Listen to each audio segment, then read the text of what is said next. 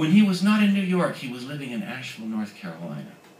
He was raising wolves in Tennessee, and he was driving over Sam's Gap, North Carolina, down 1923 to Asheville every Friday night to be part of the poetry slam that Alan Wolfe, a little aside, was the one who coined "the points are not the point. The point is not the point is poetry." And that now is one of the mottos for the National Poetry Slam crowd. So you might know that. So Alan gets credit for that. Alan was hosting the National Poetry, or we call it the National, but it was local Asheville Poetry Slam. One of the meccas in 1993 for what was becoming this huge movement, which was referenced in Guy's talk a moment ago. Alan was original. Alan Wolfe was original. He would wrap himself in Christmas lights and recite, "'Twas the night before Christmas, and all through the house not a creature was stirring, not even the mouse." And he would punch the button, and he would light up. And then he would go on and punch the button, and he would light up. And he would go on, punch the button, and he would light up. And the entire room was always lit when Alan was on stage. So one night, Alan decided he was going to invite all the performance poets up on the stage to do what he called hyperactive slam poetry. It's a version of improv, as you might imagine. So the idea was, in the midst of all the competition, he invited Laura Hope Gill, me, Pat Storm, I think Danny Solis was there, who's another legend in the Poetry Slam circle, and 2 or 3 other people who were popular on the stage in Asheville to perform. So the way it worked, Al introduced us, and he said, "It's going to be the Hyperactive Poetry Slam, and you're going to judge it." And of course the judges didn't quite know what to make of that. So we all knew this was going to happen because Alan had tipped us off. We were a bit self-conscious because in that day we hadn't improv that much. Nobody had been on stage all that much, although we were more or less defining what it might mean later down the line, as we are now here defining what storytelling might mean in the 21st century. So Laura Hope Gill was first, and she walked out. It's a very proper poet, and she did her piece. She sort of read it, kind of halfway. It was a sonnet, and she wanted you to know it was a sonnet, and so she read it like a sonnet. Slowly, with great feeling. And she spent some time doing it. And you know what I mean. And it was entertaining. And then Danny walked out. Yeah. Big, like Danny was. Not as big as Pat Storm, who had tattoos down to his fingernails. And if you walked into a room and you saw Pat Storm, you said, "Yes, sir." And if Pat glared at you with his red, roaring hair coming off the top of his head, you took a deep breath and thought, "Should I go forward or should I step back?" Danny Solis was somewhat near Pat Storm, but not quite. So after Laura, who did this, Danny came out and did his poem about the people.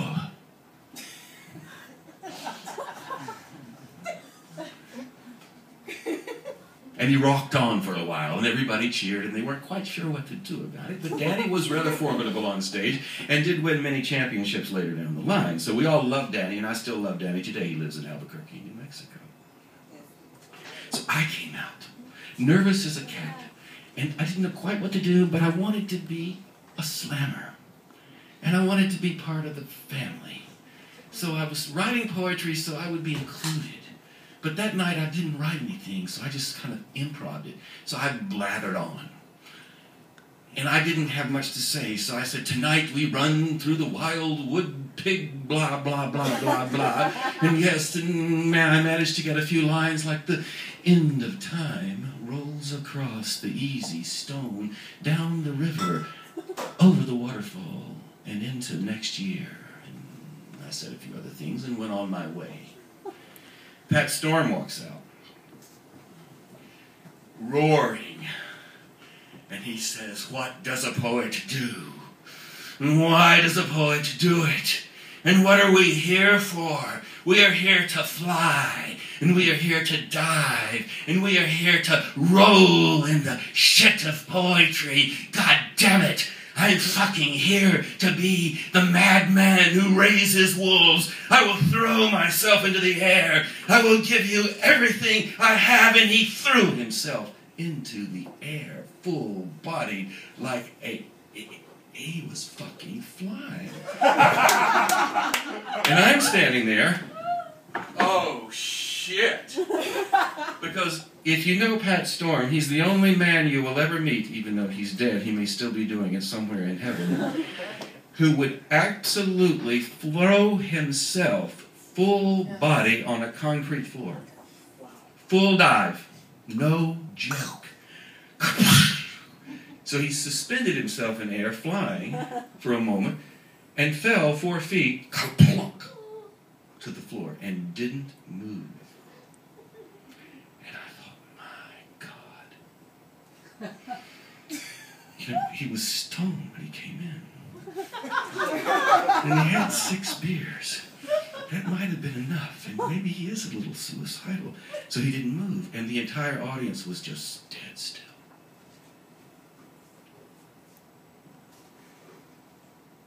And then I noticed, out of the side of his head, this oozing red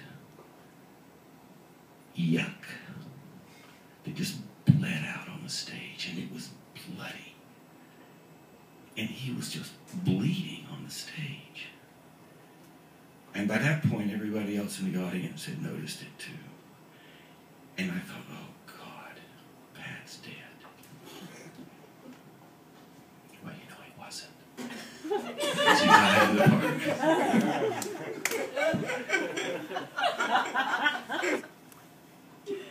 And suddenly, he did this. You have to rise up from the dead and be a poet. And he rose up, blood smattered all the way from head to toe. I mean, he looked like he had been in a fight with the NFL and had won, but at great effort. But he had won, and he rose up. You have to fight. You have to be the poet. You have to live. You have to live. You have to live. And he reached and he ripped his shirt apart, and he had a movie blood bag on his chest. And he just stood there dripping blood and smiling and said, you have to live. You have to live. You have to live. And that, my friends, is how a poet flies.